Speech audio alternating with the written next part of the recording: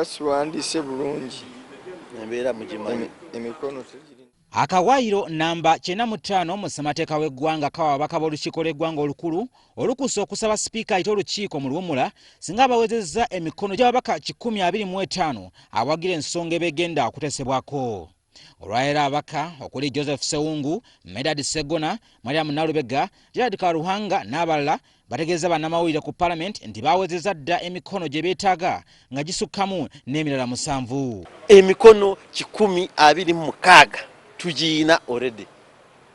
Ekisigadde kati kuongera basigadde badde batanajja ababadde eggulu abali wala kati n'omubaka Kasiyano wadiri yankubidde abadde wala nga tayinza kusayininga. Nolwekyo ekyo kyo kyawedde katulinda agambye nti okubuuka omulambo gwe aguteekewo nga Galanga bwe yabukanga emirambo gy'ente naye ate yamala n'akola ki n'afa. Kibadde tekibangawo okufuna emikono nga tuli mu riseesi tuli mu Christmas naye ababaka abamu babadde nga bavuga ne bakomawo kusayininga emikono gino gibeere nga giwerera emikono tugiina nti waakiri okufa kati abamubanja bangweko okugenda okuŋŋaanya bye bamubanja ente bazinone bamubanja ssente bazinone kuba bwagamba nti waakiri okufa ekitegeeza nti ebbanga liriweddeyo ate omuganda agamba lubaale gwanatta asooka mu neŋŋamba nti nja kwekakaba ŋŋende nteekeko omukono gwange ne bwe guba guli gumu nja kusiiba bulungi.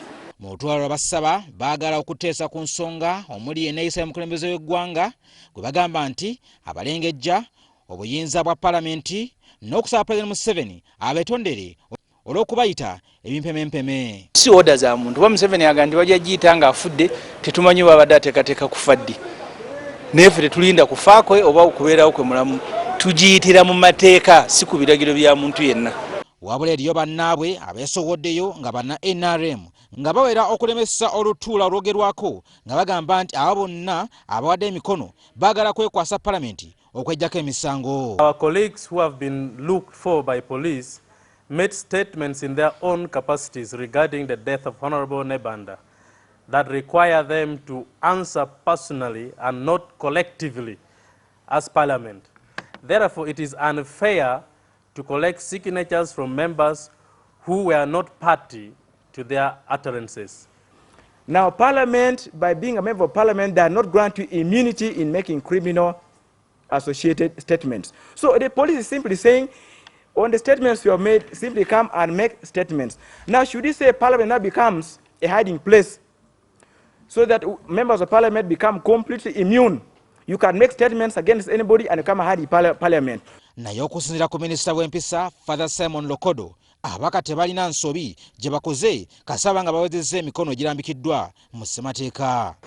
The members of Parliament have a constitutional right to recall the House if only they can meet the requirements stipulated in the law and meet the satisfaction of the expectation of the Speaker. If they have done it, wait to see.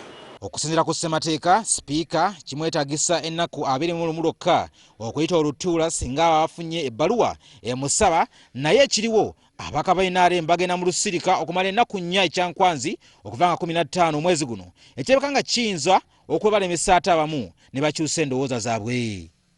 Mukitale Moses, WBS TV, Kampala.